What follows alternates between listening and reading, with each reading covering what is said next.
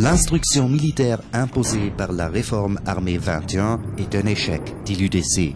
Le niveau de formation s'est rapidement et massivement détérioré au point que la capacité d'intervention de l'armée n'est plus donnée aujourd'hui. L'UDC a présenté un document de fond qui propose des mesures concrètes pour améliorer l'instruction militaire. L'armée doit retourner à sa mission de base. La mission de base de l'armée, elle est dictée par la Constitution. C'est l'article 58 qui prévoit que l'armée doit prévenir la guerre, maintenir la paix et si d'aventure elle n'y parvient pas, protéger le pays et sa population. Et c'est ça la mission fondamentale.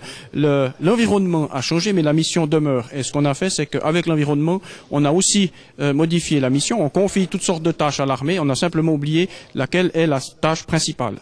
Alors ça veut dire, vous voulez moins des engagements subsidiaires ? Oui, bien sûr. Le but fondamental de l'armée, c'est d'être prête à conduire une guerre. C'est ça, le but fondamental. Et à partir du moment où on est prêt à faire cela, on peut aussi accomplir des tâches moins importantes. Mais pour être prêt pour le pire, il faut s'y préparer. Et quand on est prêt pour le pire, on est aussi prêt pour le meilleur. Vous dites que l'instruction militaire imposée par Réforme armée 21 est un échec.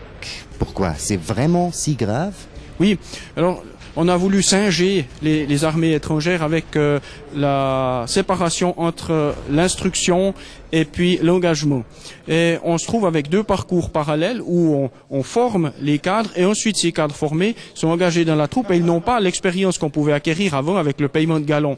Où là, c'était un petit peu comme un apprentissage, on avait la théorie et la pratique simultanée. Donc lorsqu'on arrivait avec un ou l'autre galon, que ce soit sous-officier ou officier, on avait déjà toute une expérience de la formation. Maintenant, ce n'est plus le cas. On forme des gens dans des académies. Alors évidemment, c'est autant compatible, c'est très bien. Seulement quand ces gens arrivent au contact de la troupe, ils n'ont pas du tout d'expérience, donc ils sont désemparés.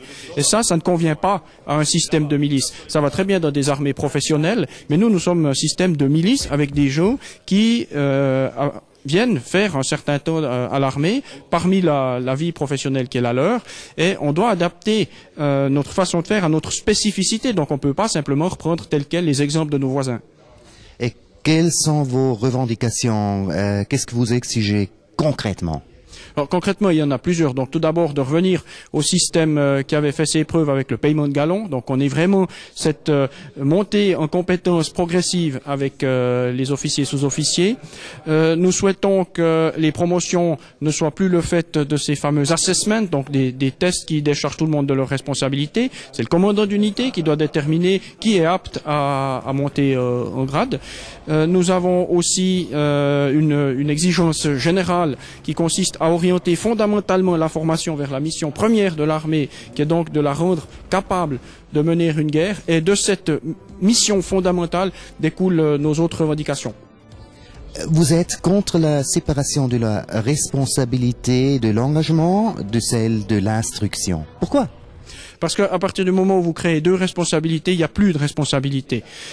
Si vous avez un problème, celui qui forme va dire que les soldats ont mal été conduits et celui qui conduit va dire que les soldats ont mal été formés. Résultat, personne n'est responsable de rien. Est-ce qu'on a besoin de plus de monnaie pour l'armée? Oui, naturellement. L'UDC est contre l'interdiction de la garde à domicile de l'arme et des munitions militaires. Là, je suis absolument contre parce que ça frappe contre notre système de milice et puis ça frappe contre la Suisse.